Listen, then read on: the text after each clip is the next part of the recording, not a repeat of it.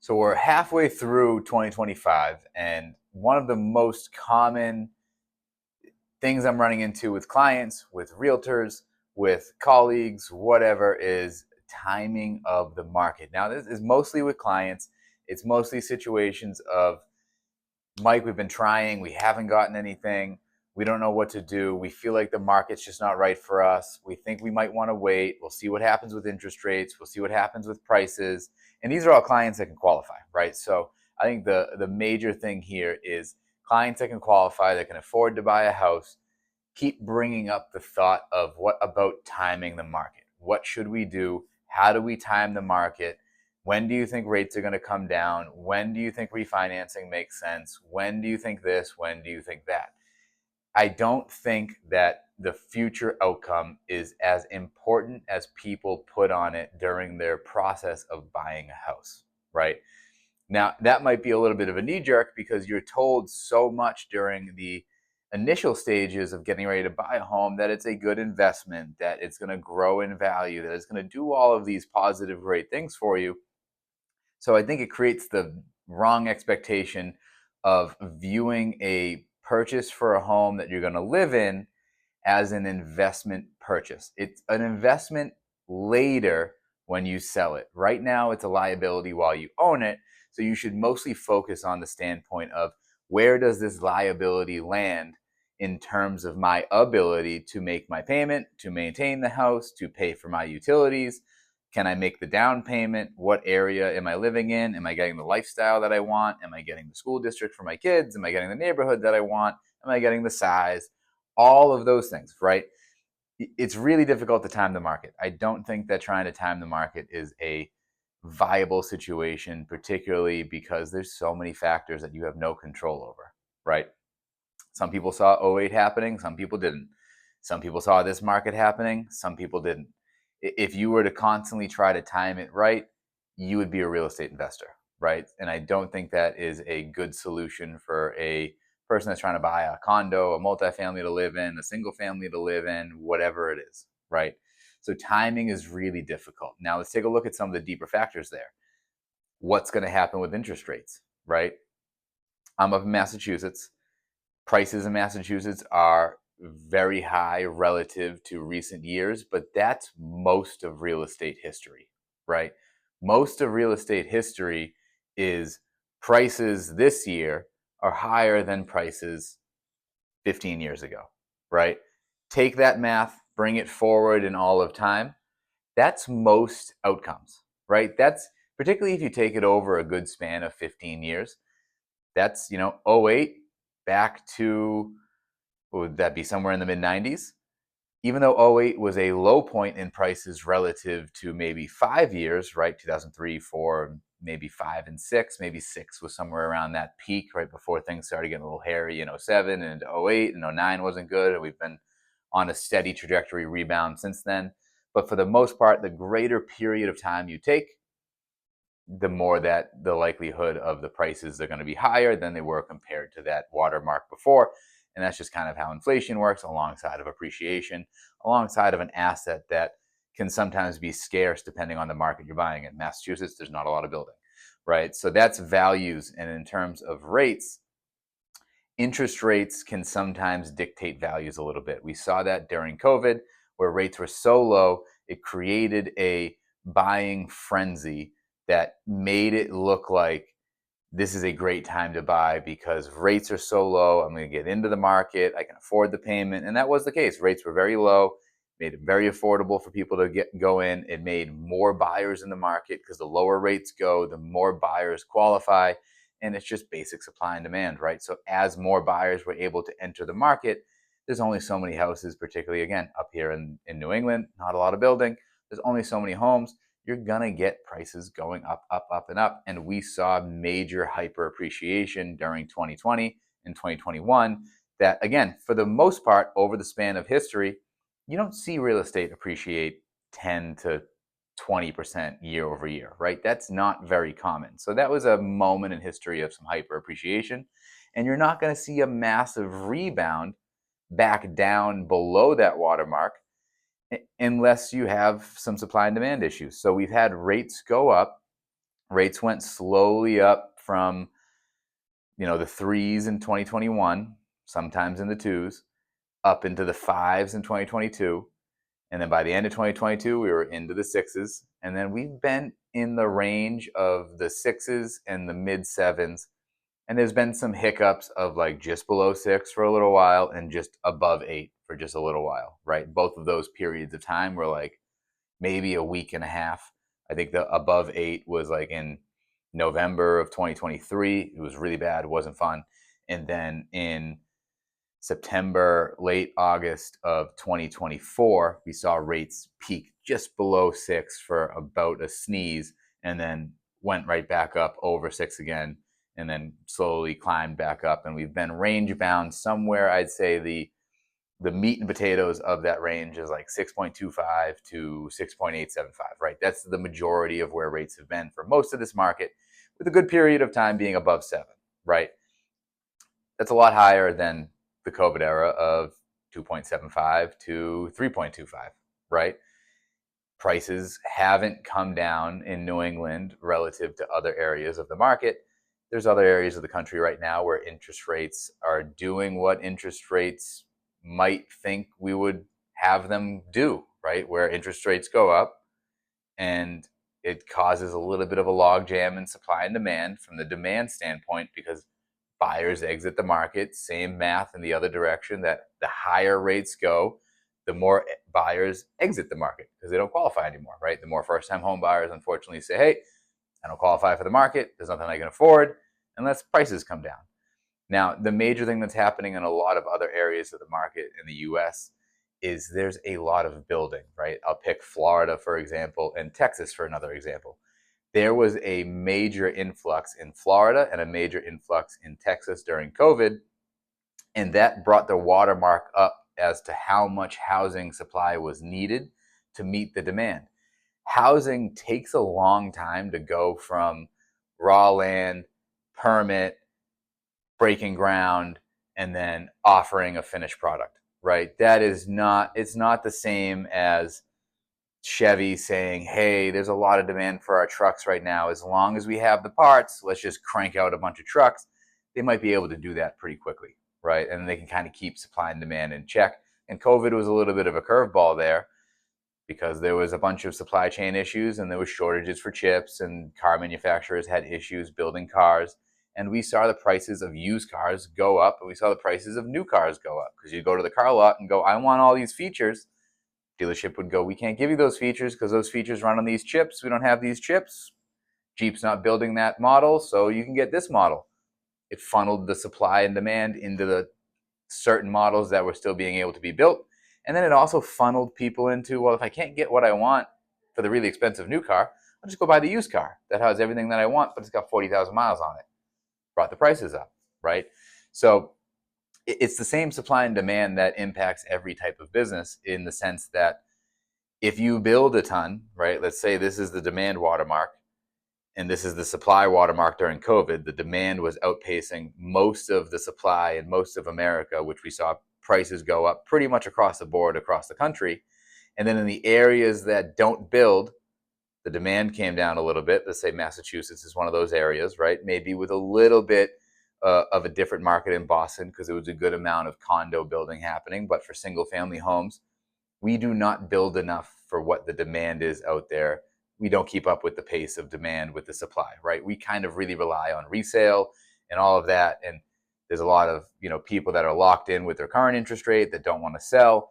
So the people selling right now we're being relocated, we're moving to Florida, retiring, there's death in the family, the divorce, or it's a lot of needs based. It's not keeping up with that. So the demand comes down a little bit with interest rates. Supply stays relatively flat, right? It wasn't like, the supply didn't change that dramatically. But the downfall from the standpoint of when the demand goes down in an area that was building based on the pace of demand, right? Trying to get ahead of it, Texas, Florida. So the builder said, hey, we need to build to stay up with that.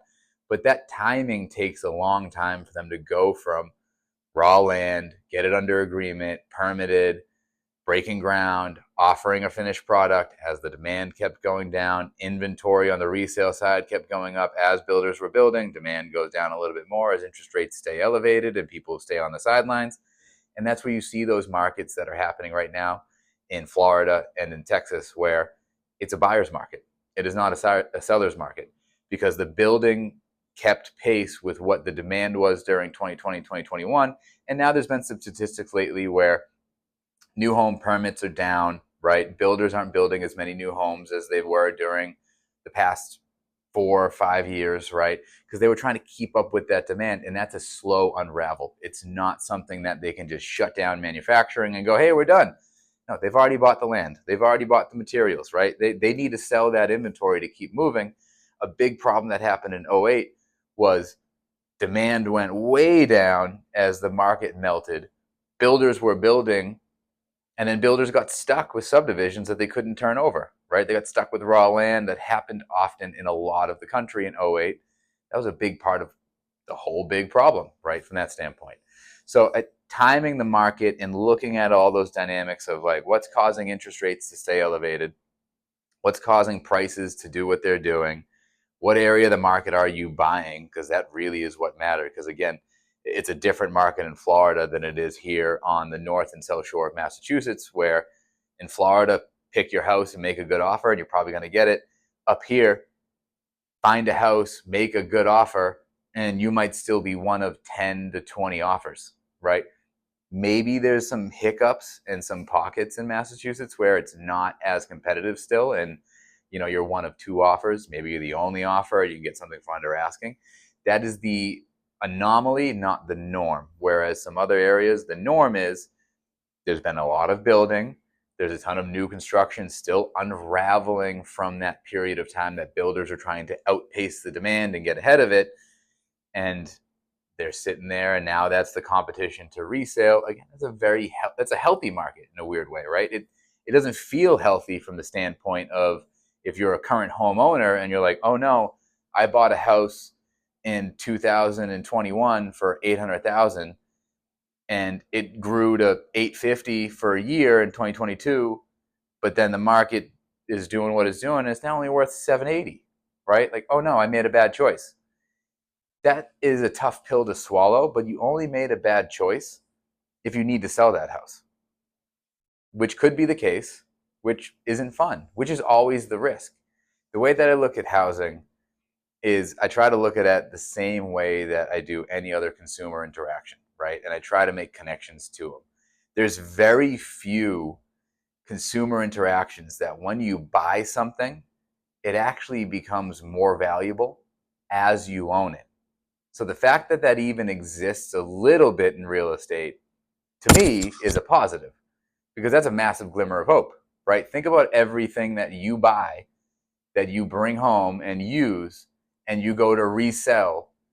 It's a very small margin of things that you buy, maybe jewelry, maybe a classic car, right? Maybe a Pokemon card, maybe a sports card. It's very non-fungible, weird items that you purchase. Maybe it's like fancy designer wear, fashion, things like that, right? Like very few and far between, but most of your day-to-day usable items, your car that you buy your car for 50 grand brand new off the lot. The moment you drive it off the lot, it's worth 35. You've done nothing different to that car, but you've titled it in your name. It's no longer brand new. It's now got the used name to it, and it's worth less money the moment you buy it, right? The moment you buy food at the grocery store, I don't think you can legally resell it, but good luck. It's not going to be worth as much money because they're going to go out to the grocery store and I want to buy an apple from you. That's weird, right? So from that standpoint, it's very rare that things that you buy, consume, and use grow in value as you consume and use them, right?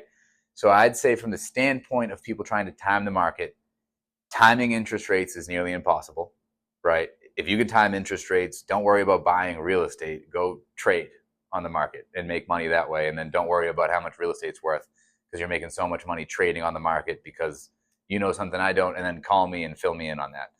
Timing home values from a price standpoint. Again, If you're just a regular Joe Schmo, if you're a regular person out there just buying a house to live in, you have a job, you have a family, you have hobbies, you want to go golfing with your friends, you want to go fishing, you want to live a life, you don't want to get home from your job, open up a notebook and start hashing out all of the different, dynamics that change pricing in real estate and try to find where's the next pocket of appreciation that I can buy in, what town is going to pop next and become the it town. Let's go move to that town, but I don't want to live in that town, but this town makes the most sense because it has the most opportunity for appreciation and I want to really make sure I buy a safe investment.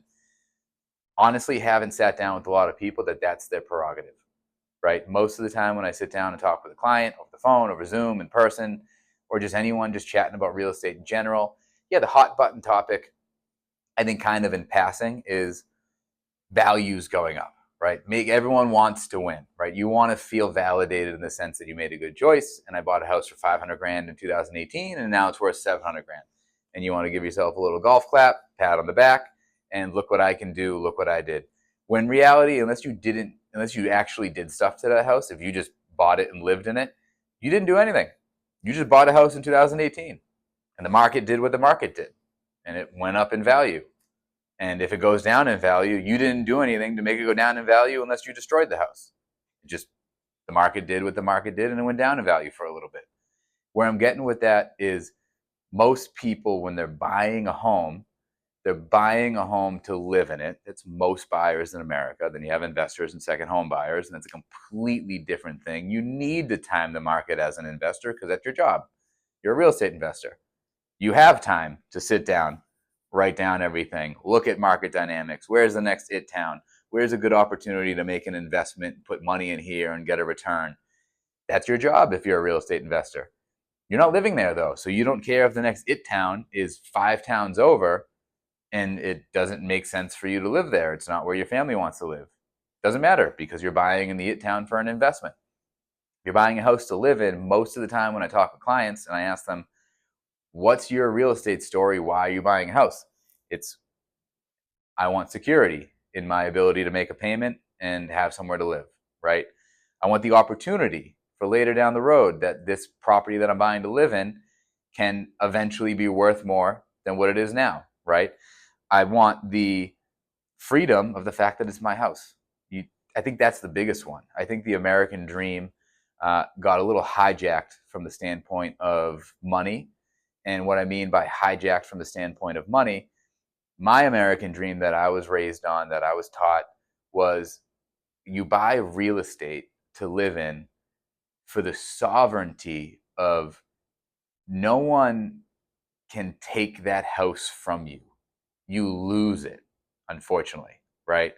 In the instances of owning real estate, no one takes it from you. No one takes away your shelter. You can lose your house, which is a sad situation. It's happened to people and it's not fun, but you lose it. Something happens in your house. You can't make your payments. You can't afford the taxes. You can't afford the insurance and the maintenance, whatever.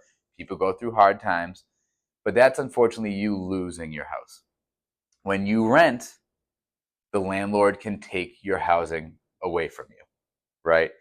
That's what the American dream was taught to me, is the American dream isn't about becoming a wealthy millionaire through real estate and making a perfect investment. And I bought a house in 2008 during the down market. I timed it right. I didn't buy in 06 like everyone else that made bad choices. And then I sold my house in 2022 right before the market changed. And now I live on the side of the road in the van down by the river, right? Because you still need somewhere to live even if you sell a house and even if you do time market perfectly and you buy a house in 08 and you sell it in 2022 and you're a wizard of real estate and you were able to foresee both of those markets and you were able to buy a house you liked living in, sell it, and now you don't mind being homeless because you still need a house to live in. And where I'm getting to that is the American dream is in fact that. You buy a home to live in and you can say that it's yours. So where I'm going there is, regardless of the market dynamics, the math is always the same. How long do you plan on living in the house? Where do you want to live? Can you afford to live where you want to live? Can you afford to buy the house that you like? and what can you afford. You just do the same math no matter the market. If you're buying a house to live in my opinion, for anything greater than an anticipated 5 years, right? An anticipated 5 years, what I mean by that is if you say to me, Mike, I'm buying the starter condo and I'm going to live in it for 3 years, right? And I'm going to take a wild risk. I'm going to put all of my savings down in it because real estate's always good, right? So I'm going to put all of my savings down because I have a buddy who bought a condo in Dorchester in 2018 and he sold it in 2021 and moved to the perfect single family home. And I want to do exactly what he did. But now it's 2025 and now the market's a little bit different. Can't control the market. But you want to do the same thing that your buddy did in 2018, bought a house, lived in it, bought a condo, lived in it for 3 years, bought it for 500 grand. It was worth 800 grand during COVID because the market was bananas, sold it for 800 grand, took that money, bought another property down the South Shore or the North Shore, and now lives in a single family home, did it in 2021, got a good rate.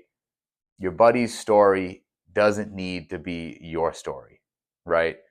That's where I think a lot of people get hung up is they end up on the internet. They see all these gurus. They see all these people talking about the market crashing and timing this and timing that.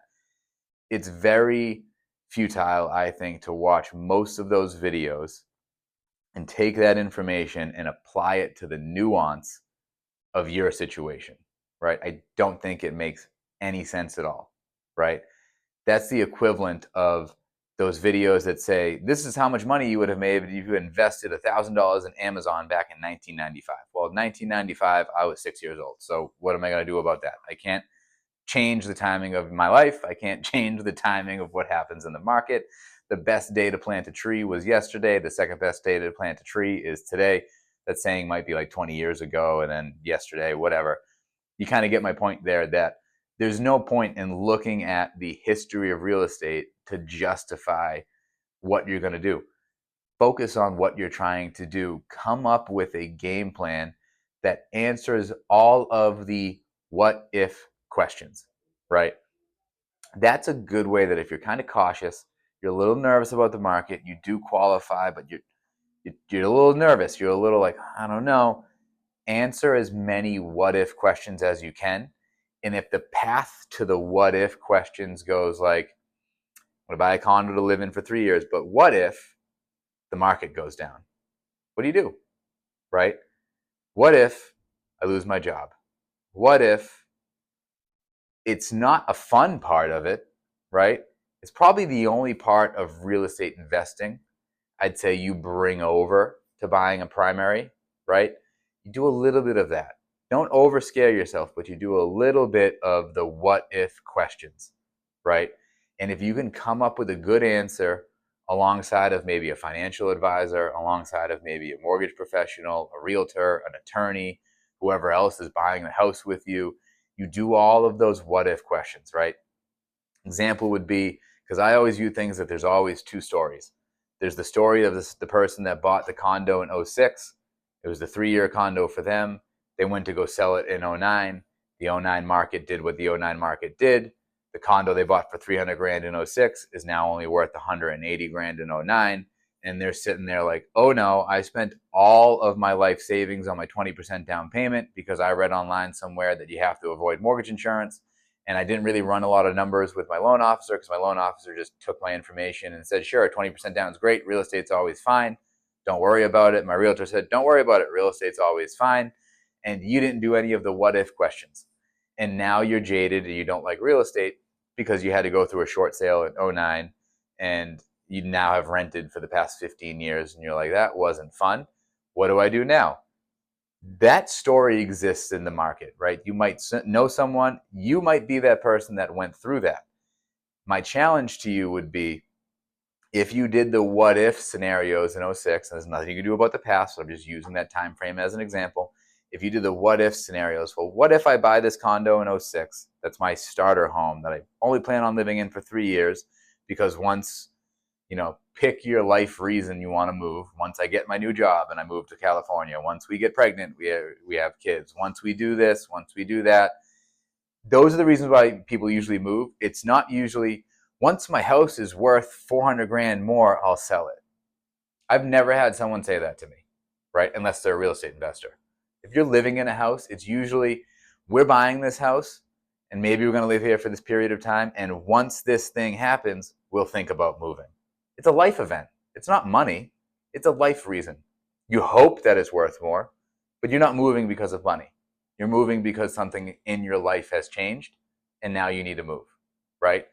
So you buy that starter condo and you go, well, what if the market isn't good when I go to sell? When my life event happens that I'm trying to steer the ship of my life, I have no control over the market.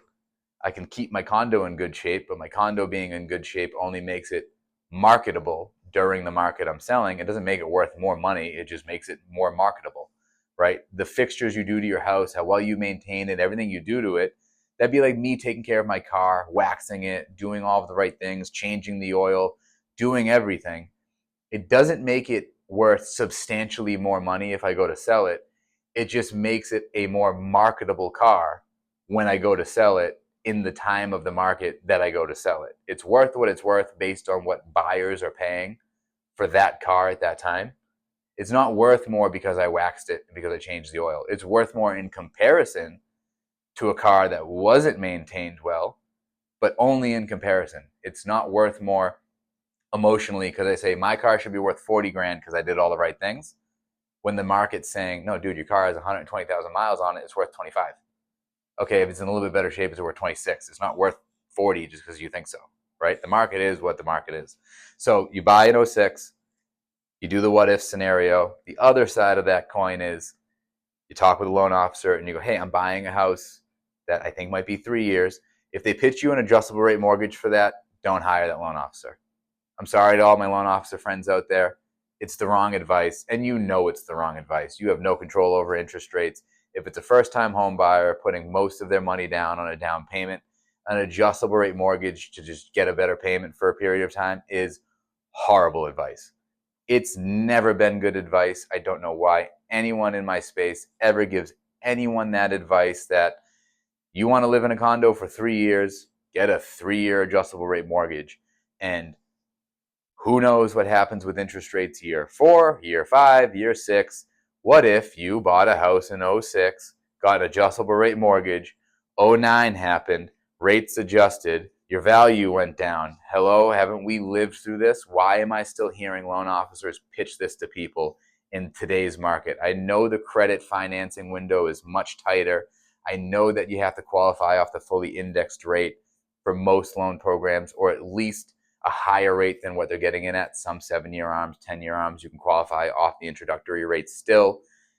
I still just don't get it. Why loan officers are pitching that like it's the end all be all.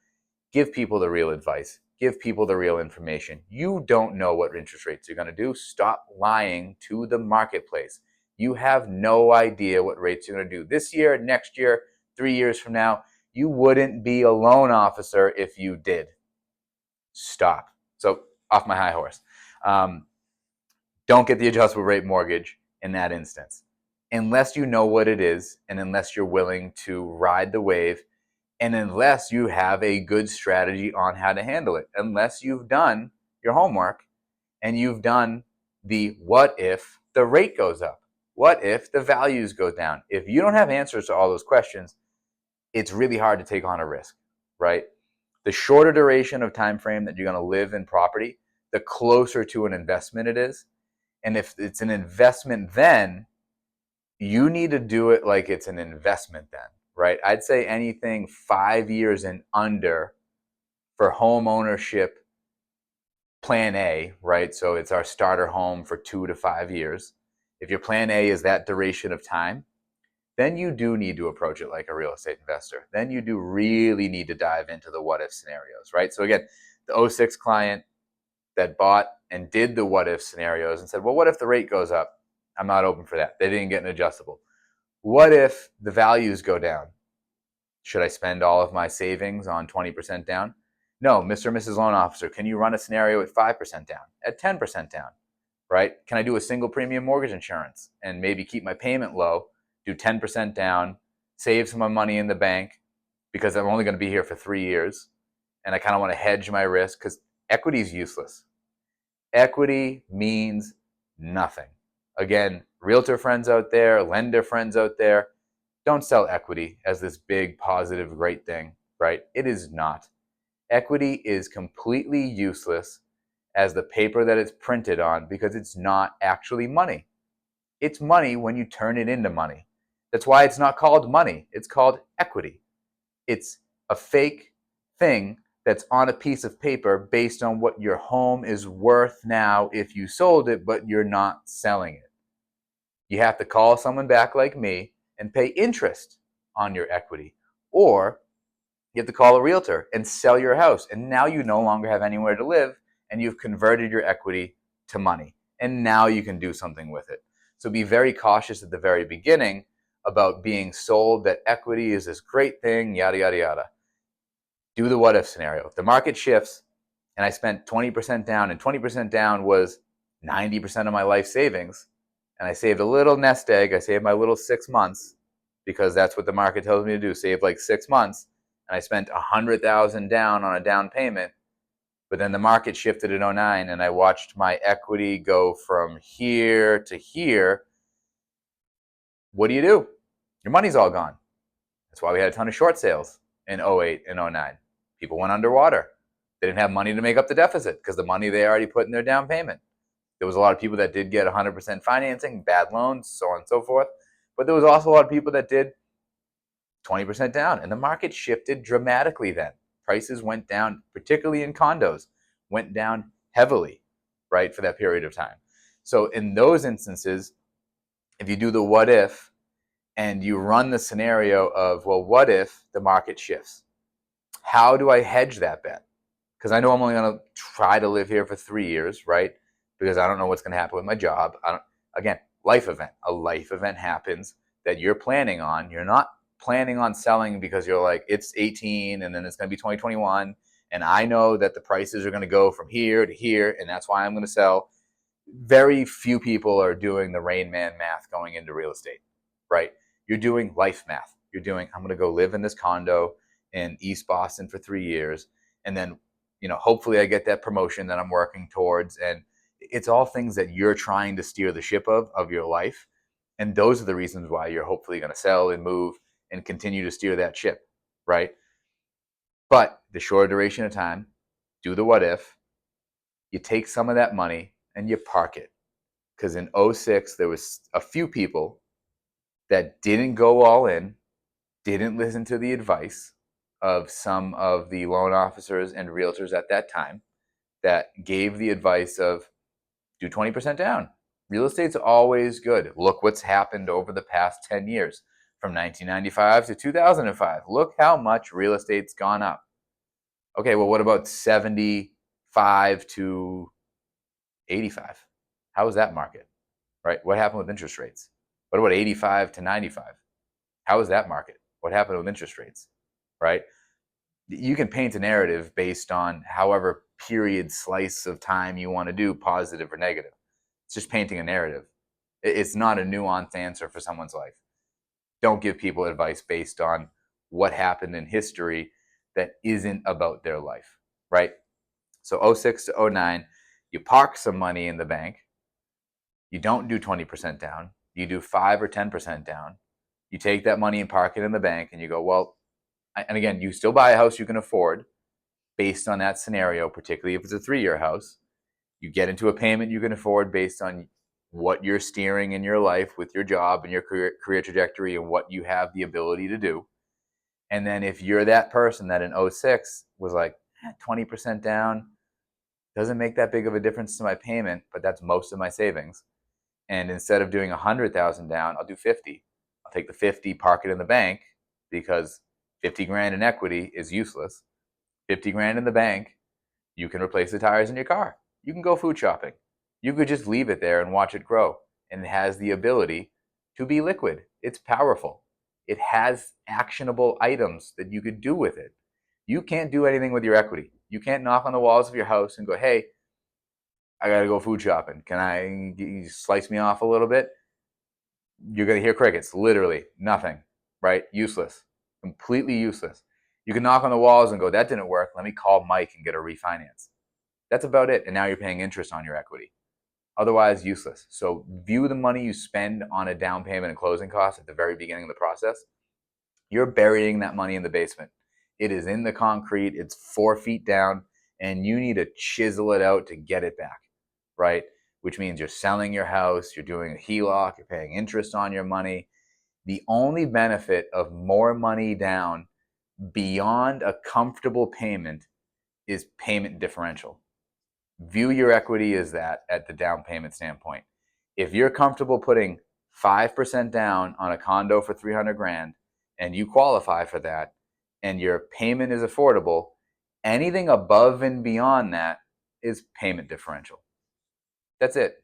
It's not equity. Forget about the term equity. It is payment differential. It is, I'm going to do 10% down instead of 5% down because I'm going to put that extra 25 grand in because that extra 25 grand moves my payment here. That's it. And if it's, oh, well, the interest I'll save over 30 years, interest 30 years from now with inflation and the cost of goods 30 years from now is not the same number as the number you're doing now with how much things are. I hate to break it to you, but at some point, a Starbucks coffee is going to be $50, right? Which is disgusting to think about.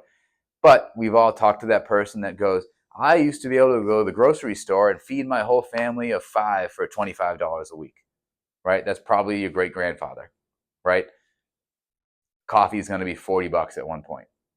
Not a fun thing to think about, but people buying real estate in the late 80s, early 70s, whatever, that's not that far away, that paid 100 grand for a house that's now selling for 1.2 million in some areas, right? Think about that. That's doubled. Think about the coffee, doubling, right? 25-gallon milk. Milk now is what? Or 25-cent gallon milk. Milk's what now? $6, $7 a gallon, right? That's going to happen. Most likely if we stay in the monetary policy that we're in and nothing changes and the market keeps doing what the market does, things will keep going.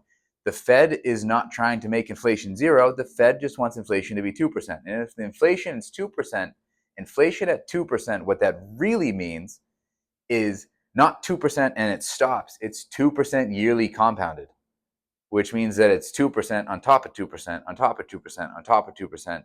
And that's not always the case. We have the recent market behind us where there was 8% and there was 5%, and now we're closer to 3%. That's a compounding percentage.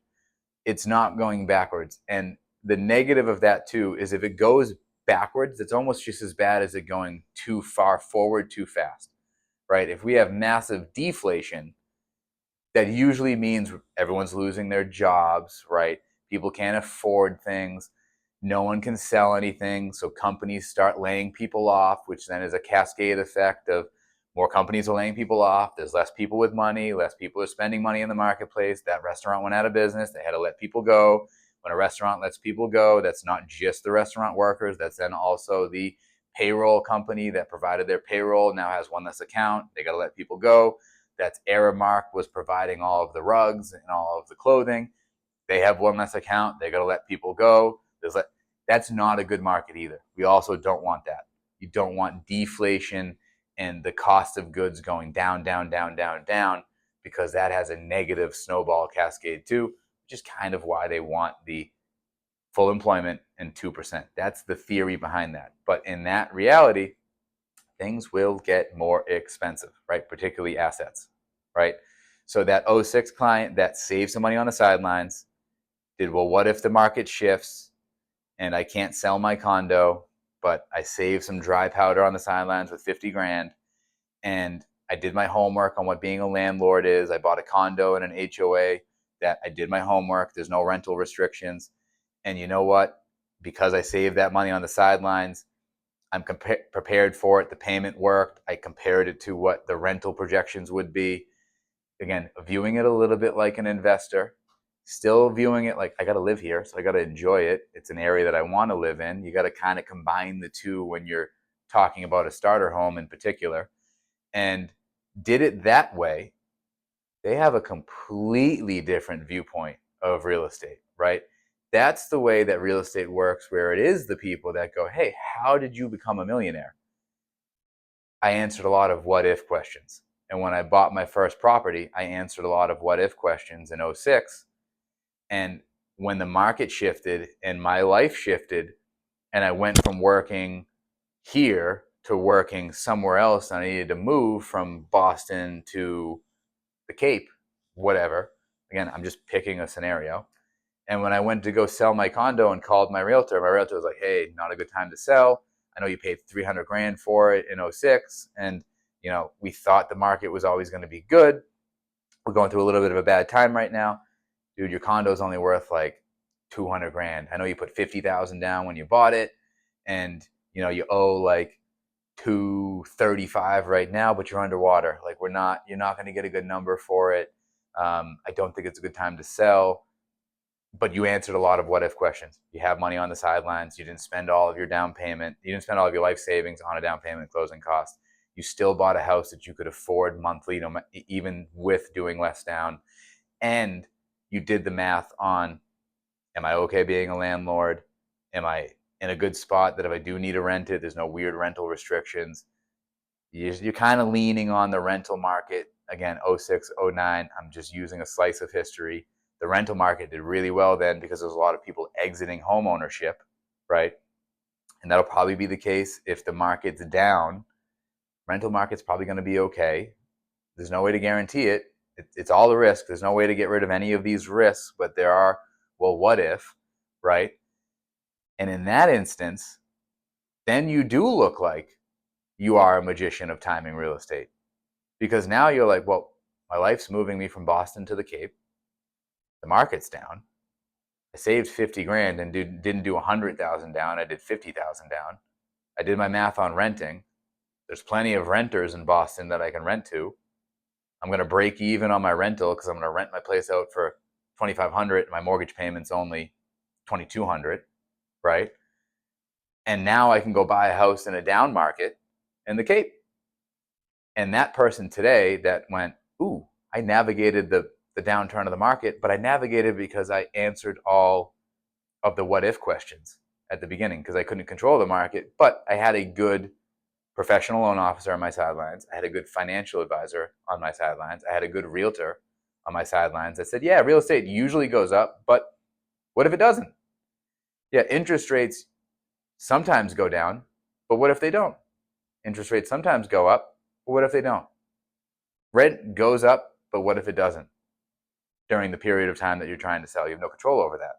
So that person that navigated the market that way, that then came out of '09 going, I don't need to sell my condo. I'm going to rent my condo. And renting my condo out, and I'm going to ride the roller coaster of real estate. Now that condo in Southie in Dorchester that he bought for 300 grand was underwater for a little while in '09, but rented it, didn't sell, navigated the market. If you're in the market at all in Massachusetts, I don't even have to answer the question for you as to how much condos are right now in Southie. They're very expensive. They are not cheap. So that person that did it that way probably already has their mortgage paid off, is sitting on a ton of equity, useless, could sell if they wanted to, could just keep renting it out and generate. That's the only positive of equity. If you're all in on equity and you have no mortgage payment, you have no debt, and you're renting out the asset, right? Bearing that, people, what if someone doesn't pay me, all of that, answering again all of those what if questions. And in that instance, that person is the person that goes, hey, how did you become a millionaire? I made a lot of good financial decisions relative to real estate, and I didn't get too emotionally invested. I didn't listen to people that have no stake in my life, right? I didn't just listen to all of the good answers. Again, back to my real estate people out there, my loan officers, stop telling people interest rates are going to come down. We have to stop doing that. We have no control over interest rates coming down. That is not advice at all. That is just what we think people want to hear. We think people want to hear the positives of what the market might do in the future. Let the news media do that, right? We're already losing trust in those people left and right. Stop telling people that interest rates are going to go down in any period of time. You can say, well, what if interest rates go down? Are you okay paying discount points now if rates go down? Are you good with this rate here if rates go down? Is this payment work? Make it about the client. Don't make it about making a sale and giving people bad advice about what might happen that you have no control over, and you have no ramification that if that person, other than your reputation, that if that person buys a house they can't afford now on a hope and a dream that interest rates will be lower in the future. Don't do it. Just really don't do it. From that standpoint of those two clients, right? The negative client of 06 and 09, the positive client of 06 and 09. All it comes down to is what if, right? Because again, the 06 client that bought the 20-year house, that was like, all right, we're buying a brand new construction home. Our career is solid. Because again, there's nothing you could do if life throws you a curveball, right? I was talking to someone the other day, and we went over that whole fun saying of, you make a plan and then God laughs. And I'm joking with the client, and I was like, I think we're missing a piece there. I think it's you make a plan, and then God trips you, and then he laughs, right? Like it's not something usually then happens negative. It's almost kind of like that scene in Big Daddy with the rollerblade guy, right? That's God. You have a plan of going down the hill on the rollerblades, and he throws the stick out at you. You trip, fall on your face, and then God laughs, right? It's usually something negative happens first, and then he laughs. We're missing something in the middle there, right? So you can make the best plan in the world. You could do all of that. You can hedge all of your bets, but you have no control over it.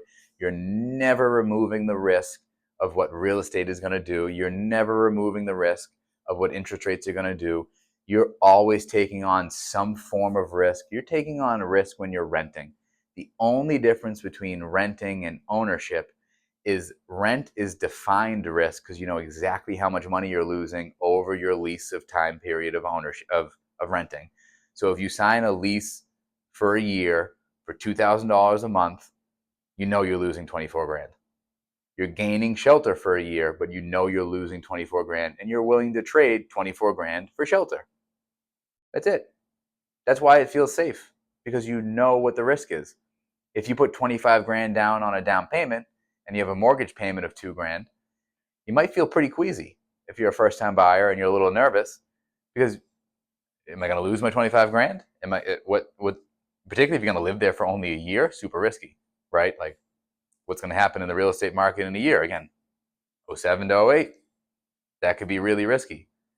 You might lose all of your money if you go to sell, right? And you go, oh, real estate sucks. I lost all my money. If you rent, you still lost all your money. You still just paid for shelter, right? Again, what consumer item do you spend money on, buy, consume, use, and it's worth more money in the future, right? I'll wait for a lot of good answers from people, because you could say the stock market, you don't use your stocks. You buy stocks and they look cool on Robinhood, right? What other, you buy a computer, worth less more money. Go through the list of all of the things that you spend money on that is worth less after you use it. It's 99% of your items, right? The fact that real estate even has the ability to be worth more money in the future, that should, and I think that's why the money part hijacked the American dream, because people just started being like, hey, this real estate thing, right? I buy a piece of land, I build a house. Again, the old American dream where people were pioneering and moving into new neighborhoods and new towns and building communities and going, hey, look at this new town that no one's really living in. Let's go do a home and a homestead, and then new neighbors move in and new developments. And right, it wasn't money. It was, this is mine. This is my house. No one can take this from me. I can lose it if I make poor decisions, but you're not taking it from me. It's mine. It's sovereignty. It's independence. The American dream is that. It is not, hey, look at this cool shiny thing that I bought for 500 grand that's now worth $1 million. The media has hijacked the American dream and has converted it to clickbait and has nestled it right up next to the stock market, right? Don't you find it a little weird that they talk about real estate on the investment channels? Why does it even matter? Who buys real estate in a year over year statistics. Year over year real estate. Why are we so focused on year over year statistics with real estate?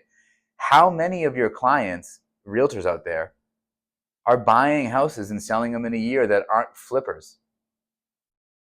I'll wait. How many of them?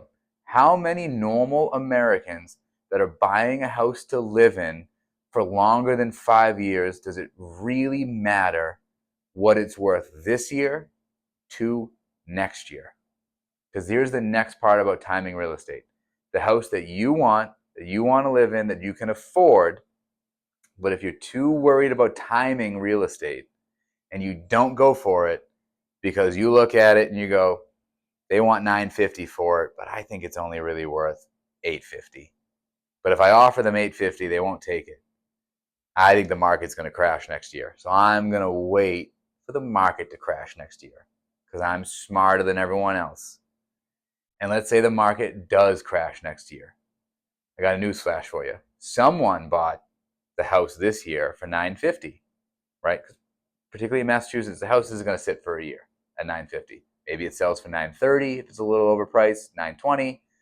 There's very few houses that are sitting on the market for greater than 90 to 180 days in Massachusetts, right? That is not what's happening in our market dynamics. Again, other areas of the market, maybe. Yes, maybe you can be a little optimistic and cautious there on timing it, but I'd even say to you, just make a lowball offer now and see what happens, right? If you think it's only worth $850 and they're selling it for $950 and it's a market where, hey, this house has been sitting for 90 days, offer $850. Why wait? Because the waiting part is if someone buys that house, and again, you're not a real estate investor, so the decision reasons why you're buying a house to live in for 5 years or longer is the neighborhood, the school, the square footage, the layout, the condition, the view, the beach proximity, the proximity to my work. I haven't mentioned money once, right? Like you could go down that list. The bedroom, the master bathroom's beautiful. Seeing my kids play in the yard, the neighbors, it's near my parents' house. Haven't mentioned money again, right? These are most of the reasons why people buy real estate to live in for greater than 5 years. Again, starter home's a little different. We already went over that. But greater than 5 years, it's usually most of these reasons.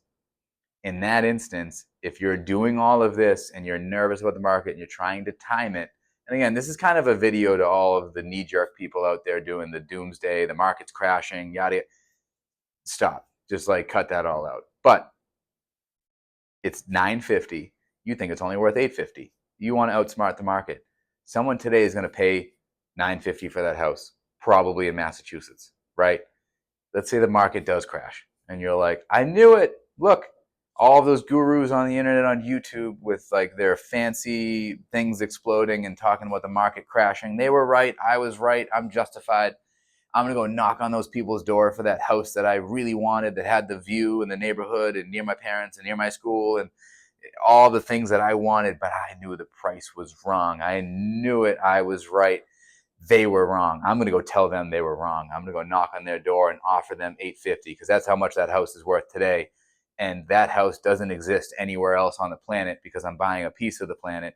And that piece of the planet is only one piece of the planet. And oh no, I'm kind of proving my own point right now. I'm going to go knock on their door and tell them they made a horrible choice and they paid $950 for that house. And I'm going to give them $850 because that's how much it's worth today, even though they're not selling it and there's no houses around them that I like in the neighborhood that have any of the characteristics that I want. But I needed to save $100,000, even though I could have afforded to pay $950 at that time. I'm going to go tell them what's what. You go knock on their door, they're probably going to slam the door in your face and go, no, because I answered a bunch of what if questions. And I wasn't afraid of the market shifting because I didn't buy this house to make money in a year. I bought this house to live in for the next 20. So I'm just going to wait the market out and not sell this house. And I'm good with my career. And I made a good financial decision based on my life, not a good financial decision based on what I think it's worth in a year. I made a good financial decision because I bought a house I could afford. I spent the amount of money out of pocket that I was comfortable spending and kept my nest egg in the bank. And I made a good decision for my life. I know that you waited out the market and you're going to offer me $850 for the house I paid $950 for because it's the house that you wanted, but you didn't want to pull the trigger last year paying $950 because you wanted to wait for the market to go down and pay $850. Good luck to that person, right? And again, I'm saying this to the person out there that is qualified, a little nervous, is trying to time the market right, is asking those questions of when are rates going to come down, when a price is going to come down. I'm going to wait for that. I've had a lot of clients that have asked those questions, have come to me and gone, Mike, this is frustrating. This market sucks. I think I'm just going to wait it out. And typically the way that it goes is I go, hey, there's no right or wrong in what you want to do for your life. I'm not a salesperson. I am a mortgage professional that is guiding you to homeownership. I'm not selling you on homeownership. Homeownership is either for you or it's not. There's no in between. There's no magic crystal ball for me to tell you exactly what real estate's going to do. I kind of joke with my clients and go, hey, real estate's never gone to zero. Stocks do. If real estate goes to zero in America, you have other problems, right? That's Mad Max. That is squatters are trying to steal your gasoline and steal your food. And I hope you know how to hunt, and I hope you know how to fish and protect your family, and I hope you live on high ground and all of that other fun stuff. If real estate, because again, if real estate goes to zero and that's the barometer of what's going on with our economy and life, that means that everything else was gone to zero, which means no one's working, money doesn't exist anymore, and it's power in the ability to steal and do things like that. The shows are fun to watch, right? We all watch the fun shows, Walking Dead and all of that fun stuff. But when you really look at it that way and go, hey, real estate's never gone to zero. There's been areas of the market that have flirted with it. I think Detroit had some houses for sale for a little while that were like $700. But real estate has never gone to dead zero in the entire history of exchanging money for a piece of land. I'm not even just talking about the US. I'm talking about the entire history of exchanging a common shared value currency for a piece of land. It's never gone to zero. So the longer you hold it, the safer you are, which is why the shorter you're holding it, the more what if questions you need to ask. And the more your game plan is for plan A on I'm buying the 20-year house or more, I'm buying the house that my family is going to live in forever. This is where I'm going to retire and die and all of that. Because again, that's why you buy real estate, is for all your life reasons most of the time. Then you just got to make a good financial decision for your life, not for what the market does. The market does not matter because you're not selling. So if you're not selling, you buy a house for $950 and next year it's worth $850, it's equity. It's useless. Negative equity is useless. Yeah, you can't use it. You can't call me and get a cash out refinance, but you don't need to. If it goes from $950 to $1 million, you have more equity. Cool. For 1 year, you made a good choice. If it goes to 1.1 million, a couple years after, you feel even more validated. Market shifts a little bit. It goes back down to 950. You're kind of like, whatever. I still like living here. I still like the view. I still like my master bath. I still like the bedrooms. My family loves it here. Those are all the reasons why people make decisions with real estate. Shut off the news.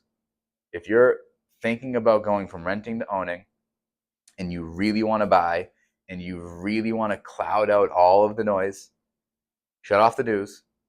Get off social media if any of your algorithm is doomsday, what's happening in the market's going to crash, interest rates are going to do this. Shut off. Don't talk to any loan officer that pitches you an adjustable rate mortgage based on payments. Just don't. I'm telling you that right now. The moment a loan officer says, hey, I can get you a better payment and I'll get you a better interest rate, you get the rate, don't worry, rates are going to go down, it's going to be fine. I have one quick question for that loan officer. Where in the paperwork that I'm signing up for my adjustable rate mortgage does it say that I can definitely refinance in 2 years because rates go down? You're going to see that loan officer's ego instantly deflate, because then they're going to have to tell you the truth. If you hear a loan officer say, don't worry, get the 7-year adjustable rate mortgage because rates are probably going to come down and then just refinance when the rates come down, What if values go down and my house isn't worth what it's worth and I can't refinance? What if I change jobs and move careers and I'm doing great in my new job, but I don't qualify for a mortgage because I'm now a commission employee and I've only been with the company for a year? What if I start my own company and I'm doing great, but I don't qualify for a mortgage because I'm self-employed? I've only been doing it for a year. I haven't even filed taxes yet, but I'm making my mortgage payment. I'm at 7%. Rates are now 6%. And I got an adjustable rate mortgage at 6.5 or whatever, and now I want to refinance. You call your lender. Hey, dude, you don't qualify because you changed jobs. You're now self-employed and you started your own business. Kudos to you. That's an amazing thing, but I can't get you through underwriting. But you told me I could refinance. Yeah, I told you could refinance if rates go down, if you qualify, if values make sense. Oh, so there's a whole lot of what ifs. If you get sold an adjustable rate mortgage from a loan officer that's selling you the payment, you run as fast away from that loan officer as possible. Get realtors out there. If your loan officers are selling your clients on payments, don't send them business. That is not a loan officer. That is a salesperson. One, it's illegal. You're not supposed to deceive people. You're not supposed to tell people something that you can't actually offer. And if you're saying to them, don't worry, just refinance when rates come down, you are actually deceiving that client. You're actually breaking a law. You really shouldn't be saying it. Stop it. Tell them the truth. Tell them the cold, hard truth. And I know there's a lot of really good loan officers out there that is how they operate, because I know some of them that actually tell the truth of, if you take on an adjustable rate mortgage, there's risk. The rate might go up. I have no control over the market. If the market shifts and this happens, if I can't control that. So you've really got to justify your reasoning for getting an adjustable rate mortgage, signing up for this. It's a financial tool. It's not really something that's similar to a 30-year. They're not even the same thing. They're both mortgages, but an adjustable rate mortgage and a 30-year fixed, those two things aren't even remotely close to each other, right? A 30-year fix is a Swiss watch. You know exactly what your payment is. It doesn't matter what rates do over the next 30 years. Your rate is what your rate is for the next 30 years. If rates go up for the next 30 years, that's your payment. Doesn't make a difference.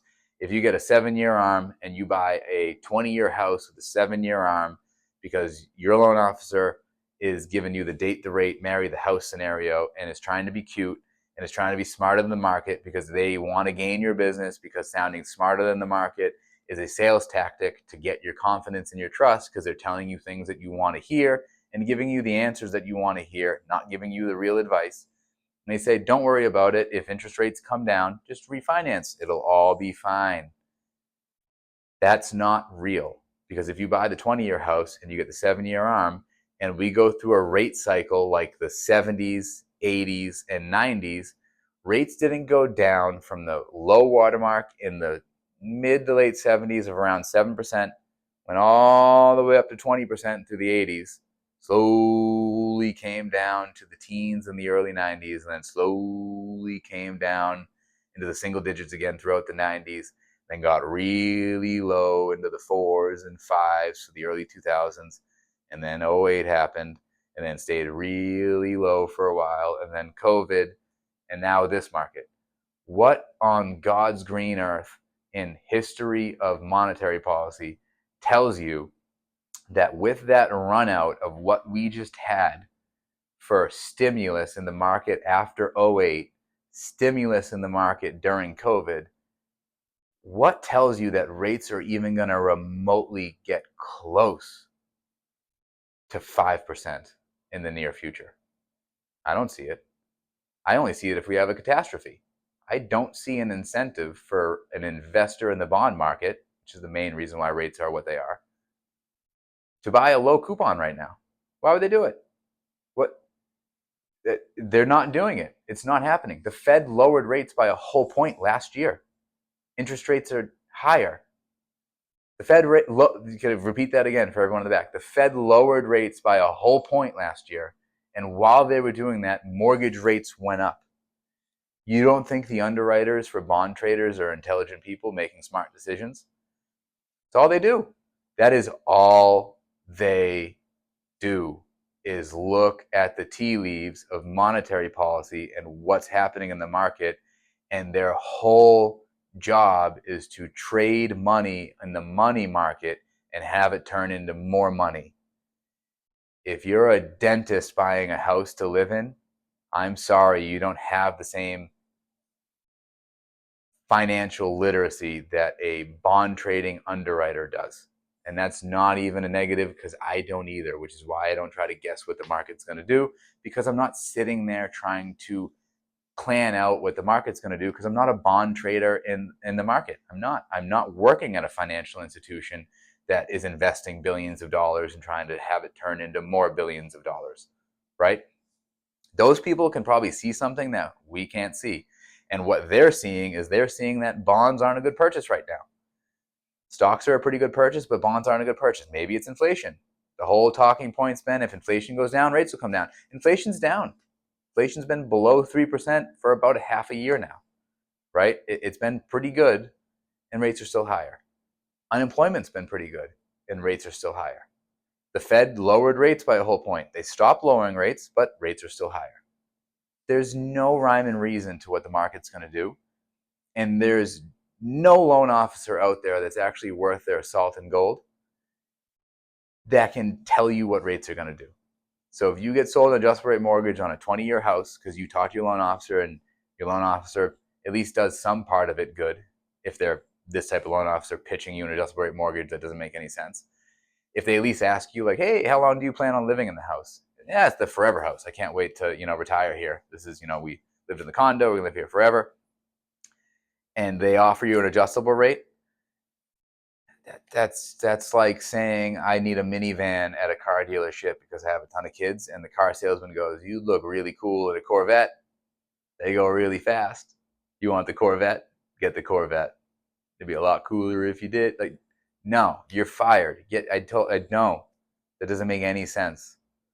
Why am I test driving a Corvette? Yeah, I look cool in it. It's a Corvette. Of course I look cool in it.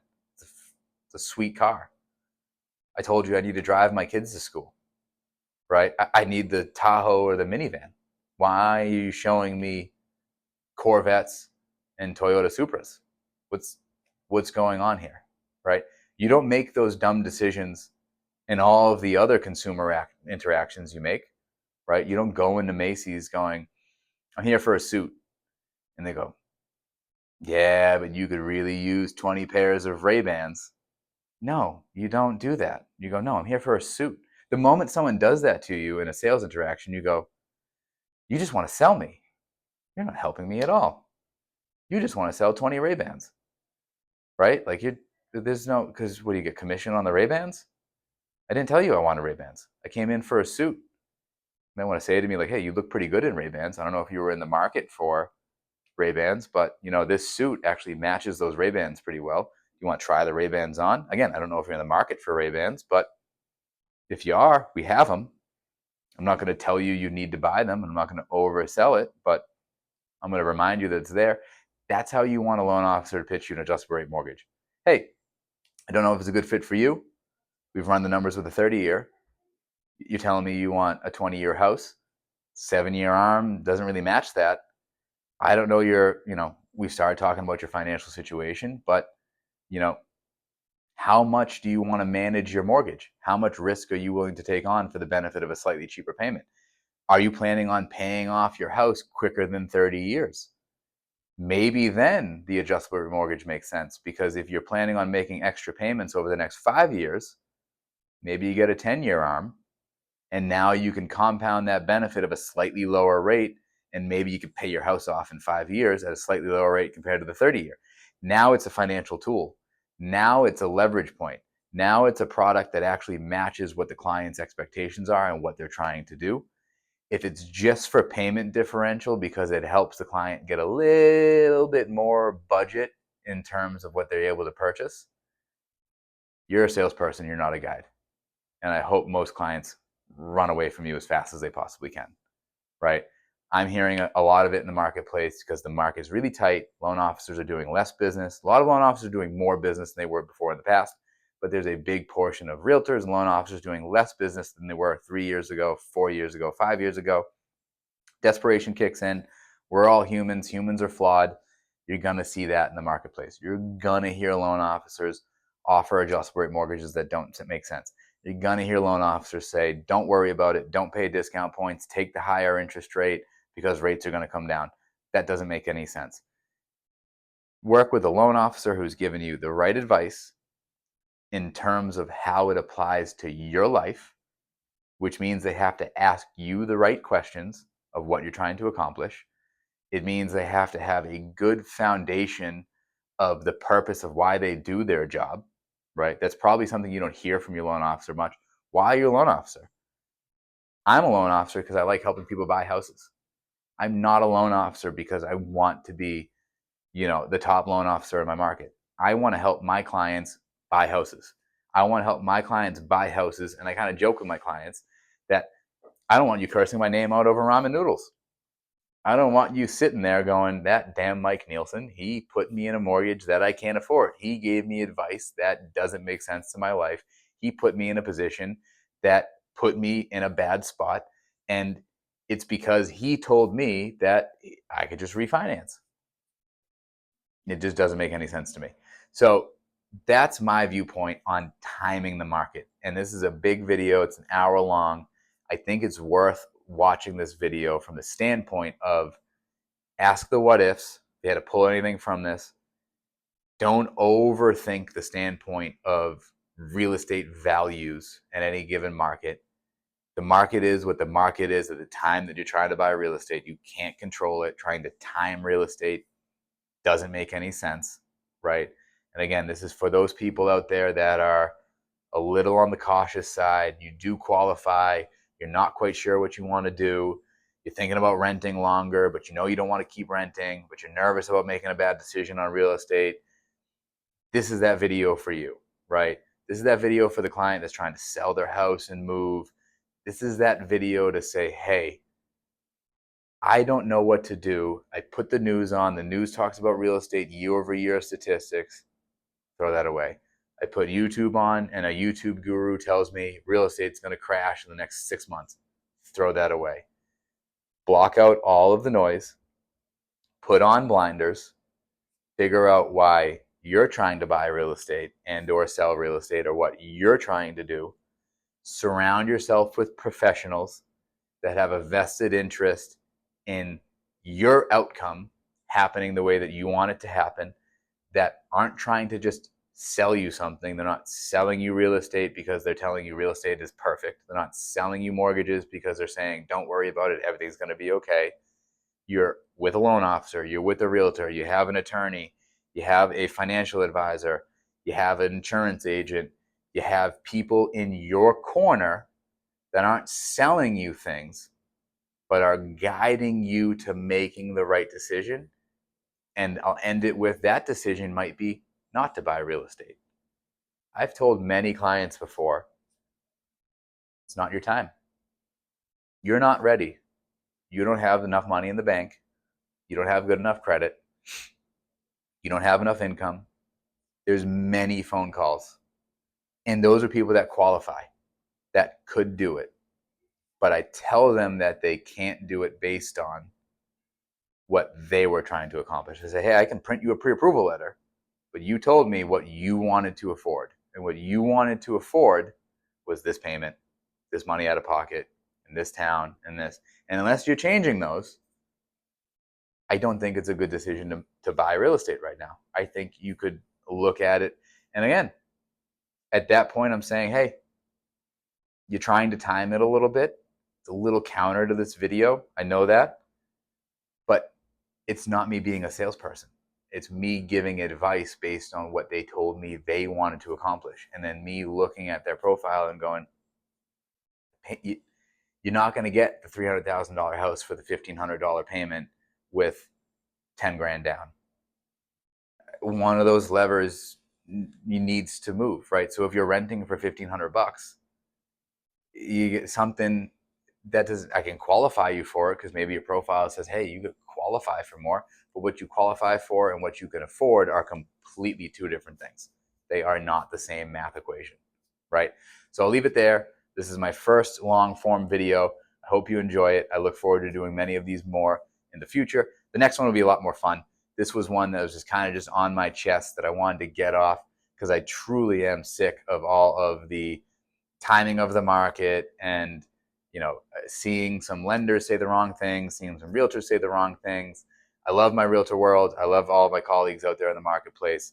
Most of you are really, really good at what you do. Most of you are professionals and really fine tune your craft. The downfall, and I know you probably feel it the way that I feel it, is it's that obscure side of the fence that really shouldn't be doing what they're doing. They aren't fine tuning their craft.